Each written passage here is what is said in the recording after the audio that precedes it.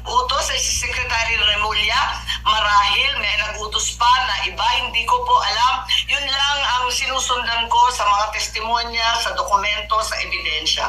Kung sino nag-utos nito, hindi ko alam. Pero ang nasasabi ko lang talaga, ang gobyerno Carondelet Marcos, White Tatak Marcos, ibang-iba talaga.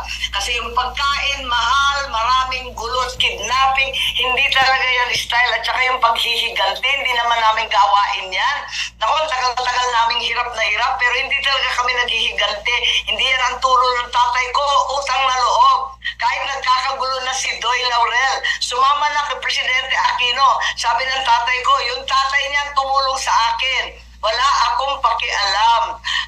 Si Doy ay kailangan tulungan. Si Doy Laurel, pumunta pa yan sa Hawaii kasi talagang hinakap ng tatay ko at sinabi, wala ako dito sa mundong ito kung wala yung ama mo. Kaya hindi ko nakikita, tumulong si Presidente Duterte, tumulong si VP Inday Sara.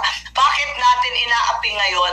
At ang tinutulungan ngayon, Bam Aquino at Kiko Pangilinan, ang sumanib sa aming pwesto sa alyansa.